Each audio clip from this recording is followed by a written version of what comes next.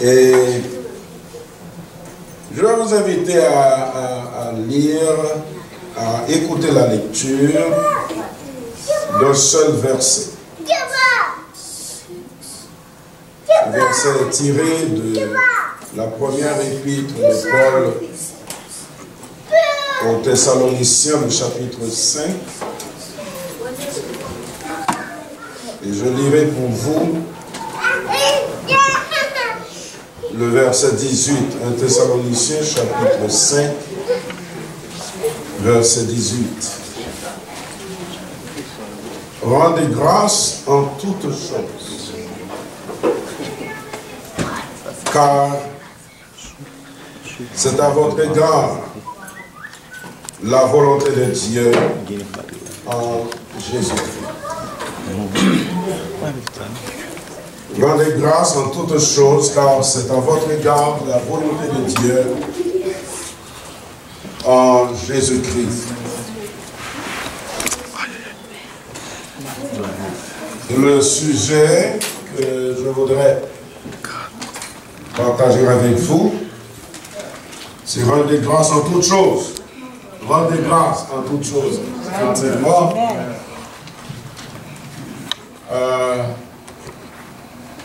j'ai essayé de mettre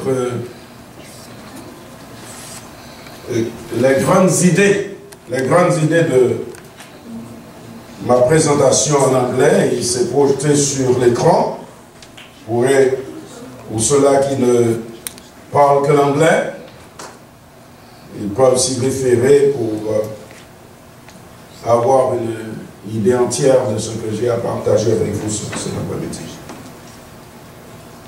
Frères et sœurs, rendre des actions de grâce à Dieu, c'est en réalité manifester notre reconnaissance envers lui. Et on peut manifester, nous pouvons manifester cette reconnaissance envers Dieu de deux manières. Soit en parole, soit en action. En d'autres termes, on peut manifester sa reconnaissance envers Dieu en parole et en action. Par ce que nous disons, nous proclamons, et par ce que nous faisons, par nos actes. Le Seigneur nous aime d'un amour ineffable, d'un amour éternel. Il nous a fait, il nous fait, il nous fera encore des largesses. Nous venons d'entendre le couple parler de ce que le Seigneur a fait pour eux, a fait en leur faveur. Et le Seigneur a fait ces choses, non pas que nous soyons dignes, non, mais parce qu'il est lui-même amour, il est amour, il ne sait faire que ça, manifester son amour envers ceux-là même qui ne le méritent pas. Yes. Il veut en retour que nous lui soyons reconnaissants. Et frères et sœurs, écoutez-moi bien. S'il y a une chose que Dieu dédaigne, qu'il hait, une chose qui soulève son cœur d'une immense indignation, c'est l'ingratitude des hommes. La manifestation de notre reconnaissance envers Dieu porte des fruits merveilleux, glorieux. Et c'est ce que je voudrais en peu de mots partager avec vous. Ce que rapportent les actions de grâce. Quand nous rendons des actions de grâce à Dieu, qu'est-ce que ça rapporte? D'abord, les actions de grâce concourent à la manifestation de la gloire de Dieu. Les actions de grâce concourent à la manifestation de la gloire de Dieu. Le soir de Pâques, Jésus, accompagné de deux de ses disciples, et ses disciples se rendaient à Emmaüs. Ces deux disciples, ne l'ont point connu, ou ne l'ont point reconnu. Jésus accepta malgré tout leur invitation à manger avec eux. Lorsqu'ils se sont retrouvés devant la table garnie, Jésus prit du pain et après avoir rendu grâce, notez ça, après avoir rendu grâce, le rompit et le leur donna. Alors leurs yeux s'ouvrirent. C'est ce que la Bible nous dit. Selon Luc chapitre 24 et le verset 30. Quand est-ce que les yeux des disciples s'ouvrirent?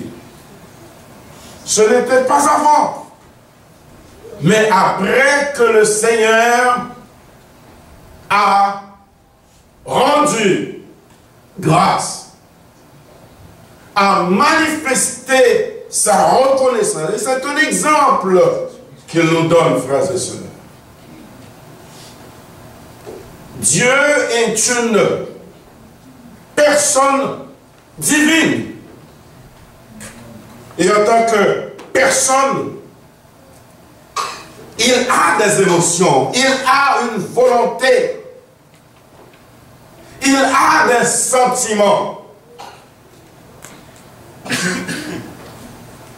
Alors, frères et sœurs, comme nous le voyons, c'est par les actions de grâce que la gloire de Dieu s'est manifestée.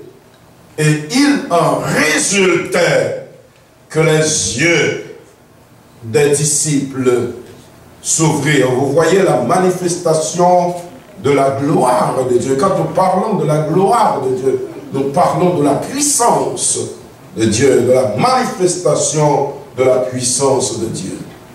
Un autre exemple que la Bible nous donne, c'est celui de Lazare. Lazare est mort depuis 4 jours. Et debout devant la tombe de Lazare, Jésus levant les yeux, nous dit la Bible dans Jean 11, 41. Jésus levant les yeux en haut, dit, Père, je rends grâce de ce que tu m'as exaucé. Avant toute chose, le Seigneur ressuscité a, alors le Seigneur a rendu grâce au Seigneur. Mais généralement, quand est-ce que vous et moi, nous disons merci à quelqu'un? N'est-ce pas après avoir reçu un don ou après avoir bénéficié de quelque chose de la part de cette personne-là? Mais la Bible nous dit le contraire. La foi nous dicte de dire merci à Dieu avant même de recevoir ce à quoi nous nous attendons. C'est extraordinaire. Il y a un secret là-dedans. Les actions de grâce ont précédé le plus grand miracle de Jésus pendant son ministère terrestre. La résurrection de Lazare, cet homme qui était mort depuis 4 jours et qui sentait déjà. Jésus l'a ressuscité, lui a rendu la vie. C'était après les actions de grâce que Jésus s'était écrié, Lazare, sors. On s'attendait à ce que le Seigneur dise, Lazare, sors. Et après sa sortie, il aurait rendu grâce à Dieu, n'est-ce pas? Mais pourtant, ce n'était pas ainsi que le Seigneur a agi. Il a rendu grâce d'abord. Et ensuite, il a parlé. Lazare, sort. Et c'est alors que le grand miracle de la résurrection de Lazare s'est accompli. Les actions de grâce précèdent, retenez ceci, les actions de grâce précèdent l'intervention de Dieu dans nos affaires. Les actions de grâce précèdent, viennent avant l'intervention de Dieu dans nos affaires. Deuxièmement, les actions de grâce occupent une place de choix dans la Bible parce que c'est ce que Dieu veut. Dieu veut que ses enfants soient reconnaissants. Reconnaissants envers tout ce qu'il a accompli pour eux. Reconnaissants pour son amour, sa miséricorde, sa grâce, et j'en passe. Des actes et expressions de gratitude fourmillent dans la Bible, fourmillent dans l'Ancien Testament et dans le Nouveau. Dans l'Ancien Testament particulièrement, dans le livre des Chroniques, du Lévitique et des Psaumes, des actes et expressions de gratitude se retrouvent répétés à plusieurs fois. Et dans le Nouveau Testament, les expressions rendre grâce et action de grâce. Rendre grâce et action de grâce figurent environ 71 fois dans le Nouveau Testament seulement. Pourtant, les actions de grâce ne nous donnent pas une immunité contre des tribulations, des persécutions, des maladies. Je l'ai toujours dit et je le répète encore ici ce soir, ceux-là qui servent le Seigneur doivent se mettre en tête qu'ils ne le servent pas pour les choses matérielles, les bénédictions matérielles. S'il en était ainsi, il y a beaucoup de chrétiens qui ne seraient pas chrétiens. Parce qu'il y en a qui souffrent dans leur corps et ils souffrent dans toutes les dimensions, tous les domaines de leur vie. Il nous est fait injonction de servir le Seigneur parce qu'il est Seigneur, le Seigneur de gloire. Nous l'adorons pour ce qu'il est, nous le louons pour ce qu'il fait et nous lui rendons des actions de grâce pour toutes les faveurs imméritées dont nous sommes l'objet de sa part. Amen. Alors, pourquoi est-ce que les chrétiens du 1er siècle et des siècles suivants avaient-ils à subir de mauvais traitements, à faire face aux persécutions? C'est juste parce que Dieu veut que nous apprenions à lui rendre grâce dans les bons comme dans les mauvais jours. Il y a un secret là-dedans.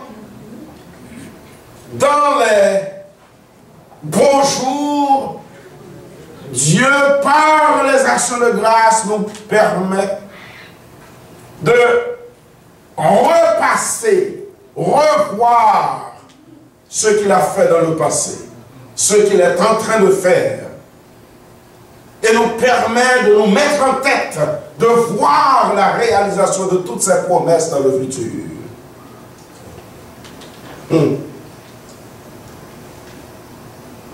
Cela nous enseigne que nous devons rendre grâce à Dieu en toutes circonstances, comme Dieu nous le demande dans l'épître de Paul aux Éphésiens, aux Thessaloniciens, le chapitre 5 et le verset 18.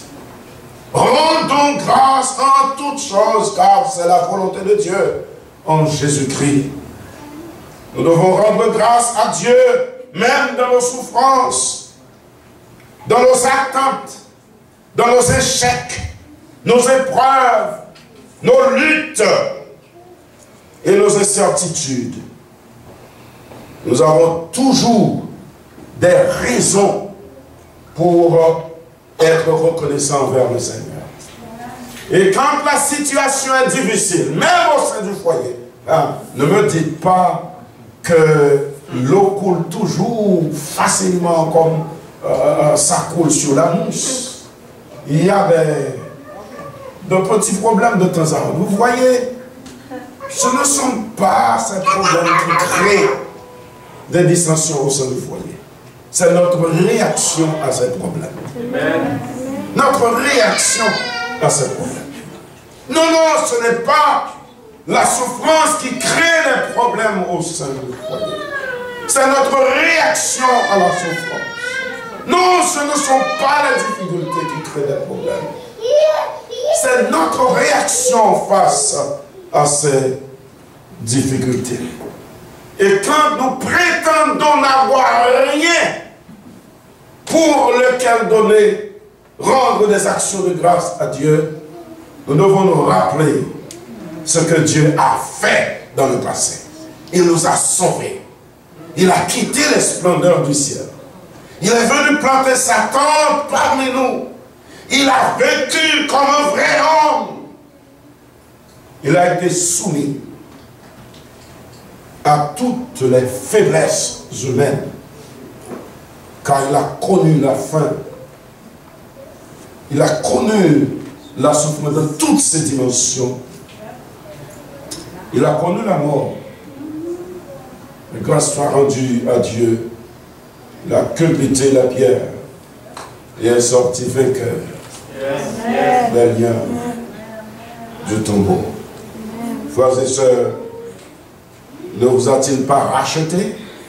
Rendez-lui des actions de grâce pour cette œuvre merveilleuse qu'il a accomplie dans votre faveur. Ah non, non, non, je ne suis pas en train de vous dire que quand il faut adorer Dieu, c'est quand le cœur est content. L'adoration qui est réellement lourde et pleine de contenu, c'est quand il y a des difficultés manifestes qui se présentent devant nous. Et nous avons encore le courage par l'Esprit de dire merci Seigneur, tu es Dieu. Amen. Tu étais sur ton trône lors du déluge et tu es encore sur ton trône aujourd'hui pendant que je suis au sein de l'adversité. Et si vous pouvez rendre grâce à Dieu, rendre des actions de grâce à Dieu dans ces circonstances, Dieu l'apprécie. Il a certainement une pensée particulière pour vous. Troisièmement, enfin, les actions de grâce sont nécessaires à l'efficacité de la prière. Les actions de grâce sont nécessaires à l'efficacité de la prière. Les actions de grâce ne doivent pas être confondues avec la prière. Toute prière que l'on peut appeler de ce nom doit toujours être accompagnée d'actions de grâce. En d'autres termes, ce que je suis en train de vous dire là, quand nous demandons à Dieu, voyez ça, c'est le langage de la foi. Nous disons, nous rendons des actions de grâce à Dieu avant même de recevoir ce que nous demandons. C'est le langage de la foi. C'est la conduite, le comportement de la foi face aux choses qui ne sont pas encore. La foi nous dit, mais ce sont des choses réelles. La foi nous dit, mais ces choses-là que nous demandons, nous l'avons déjà reçues par la foi. Et quand vous vous approchez de Dieu de cette manière, il ne peut que donner satisfaction à votre requête. Parce que votre requête est conforme à sa volonté.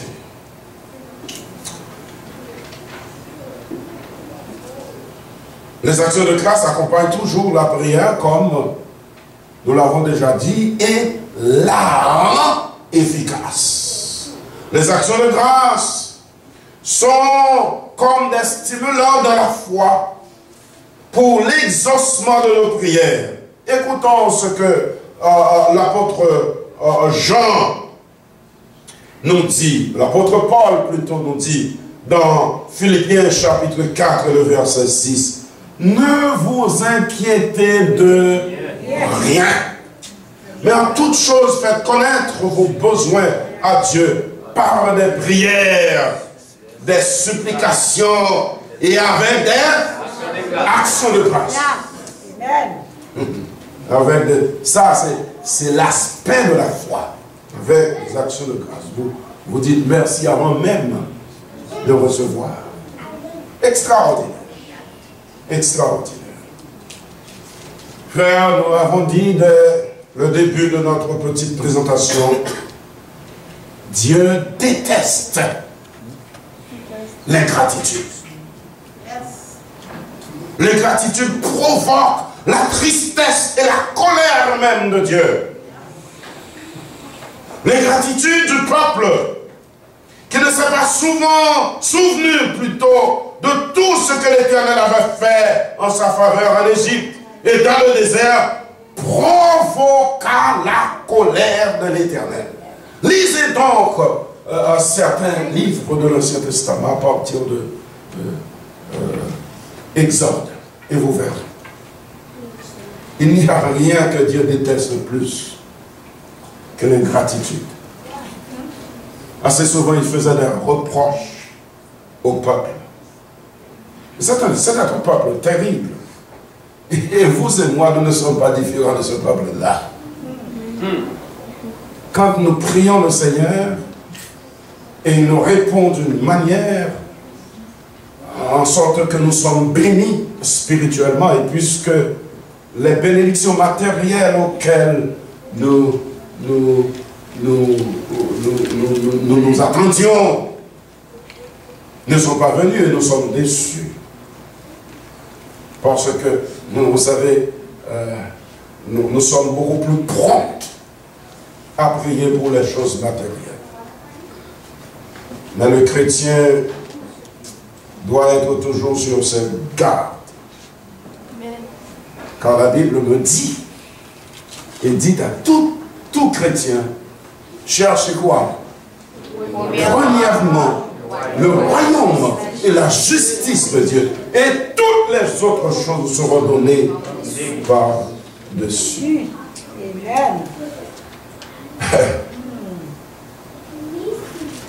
Assez souvent, le Seigneur répétait, nous parlait de l'ingratitude du peuple. Le peuple avait soif. Il lui a donné de l'eau à boire dans le désert. J'ai l'impression qu'il n'avait pas encore fini de boire la dernière goutte. Il se mettait encore à se plaindre contre l'Éternel. Ils avaient fait, l'Éternel leur a donné de la manne. La manne était encore sous leurs dents. Et ils se plaignaient de n'avoir pas suffisamment de nourriture. Vous voyez, s'il y a quelqu'un ici qui soit un tout petit peu ingrat, alors tu dois le savoir, Dieu déteste l'ingratitude. Et il a fait des choses extraordinaires contre le peuple à cause de son ingratitude. Extraordinaire. il a détruit l'extrémité du camp du peuple d'Israël à cause de son ingratitude. Et l'Éternel, par la bouche de Moïse, a répondu aux complaintes du peuple contre la manne. Il dit, puisque c'est ainsi que vous vous comportez, vous la mangerez jusqu'à ce que ça sorte de vos narines. Extraordinaire. C'est pas moi non qui ai dit ça, c'est la Bible. Vous en mangerez jusqu'à ce que ça sorte de vos narines. Un créole a dit, vous manger jusqu'à ce que vous gonflez. Parce que vous êtes ingrat. Alors, voilà, dans le Nouveau Testament, parmi les 10 lépreux, il y en a eu seulement un qui était revenu dire merci au Seigneur. N'est-ce pas triste? Et le Seigneur a dit, mais où sont les 9 autres? Où sont-ils? Où sont-ils?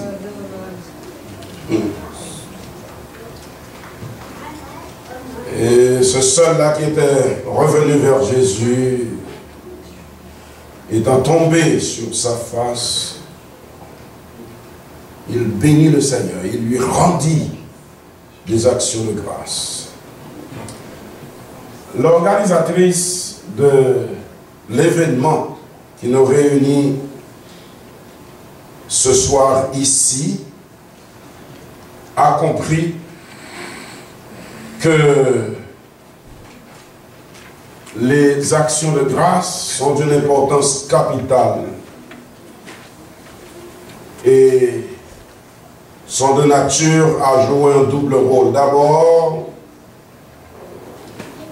elle nous a invités pour joindre nos actes d'adoration et nos voix, nos cœurs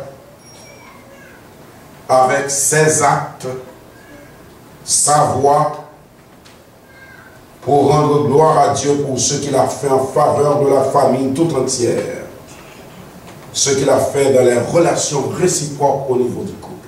Vous savez, j'ai pris la décision d'être ici ce soir parce que quelques heures avant de quitter Orlando, j'ai dû amener ma femme à la salle d'urgence et elle est actuellement à l'hôpital. Mais j'étais tellement content, honoré d'être invité à prendre la parole ce soir. Et je dis que je vais venir de toute manière. Juste pour vous dire que j'ai compris, ma soeur, ce qui vous traverse. Et en organisant cette action de grâce, ou ces actions de grâce, ce service d'action de grâce, c'est une façon pour vous d'honorer, pour toi d'honorer ton mari. Une façon aussi pour toi de dire merci à ton mari. Et par cet acte ce soir, on n'a même pas besoin de me dire parler de ce qui se passe au foyer. Amen. Tout est clair. Amen. Amen. Tout est clair. Et le Seigneur est content. C'est de cette manière que nous devons nous comporter au sein du foyer. De petits gestes d'appréciation, des actes qui encouragent l'autre.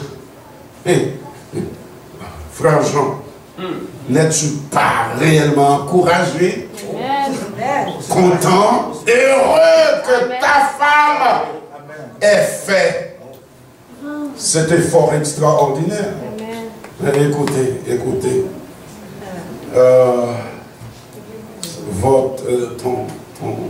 Ton geste, ma soeur, parle beaucoup de toi, de ton amour pour ton mari, de la place que tu accordes aussi à ta famille.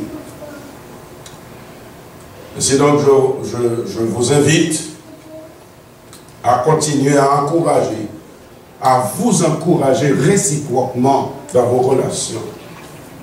Et comme je l'ai toujours dit, en fait, il n'y a rien comme ça quand on prend du temps pour, quand on prie ensemble, on prend du temps pour prier pour son conjoint. Pour dire au Seigneur, tandis que l'autre écoute, comment est-ce que on est content d'avoir X pour épouse ou Y pour époux. Ça, c'est un encouragement extraordinaire pour l'autre. Est-ce que vous comprenez ce que je suis en train de vous dire là? Un encouragement extraordinaire. Même quand il y aurait des écarts, de pareils comportements sont de nature à réduire ces écarts et à permettre que les choses tombent d'aplomb pour le bien du foyer et pour la gloire de Dieu. Dis au Seigneur ce que cela signifie d'avoir l'autre dans ta vie. Dans tes prières, tu peux le dire. Ah, le Seigneur est content d'entendre ses enfants prier de cette manière pour son conjoint. Il est content. Priez l'un pour l'autre. C'est un encouragement réciproque extraordinaire. Dans le présent, frères et sœurs, comptez les bienfaits passés de Dieu. Comptez les bienfaits présents. Ne permettez pas que les situations difficiles vous détournent des bienfaits passés, des bienfaits présents de Dieu. Ne permettez pas ça. Et considérez ce qui vous attend. Parce que le présent, les difficultés présentes ne resteront pas à jamais.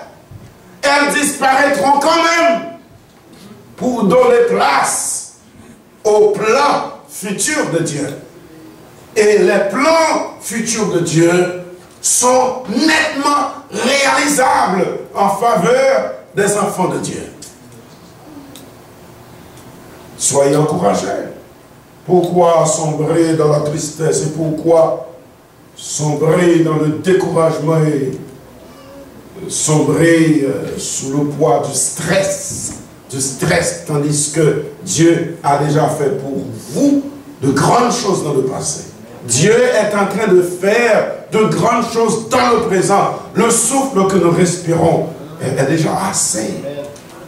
Le plat que nous dégustons chaque jour, le verre d'eau que nous buvons, le frère ou la sœur qui nous dit « Oh, mon frère, ma sœur, je prie pour vous ». Ce sont des bénédictions pour lesquelles nous devons manifester notre reconnaissance envers Dieu. Cela qui nous encourage, qui pourvoit à nos besoins de chaque jour. Nous devons remercier Dieu pour eux.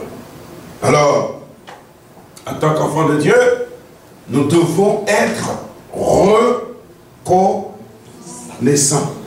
Nous devons exprimer notre reconnaissance envers Dieu pour ses bienfaits. La famille Morvilus, ma prière est que vous continuez à être un exemple de foyer chrétien. Que le Seigneur vous bénisse.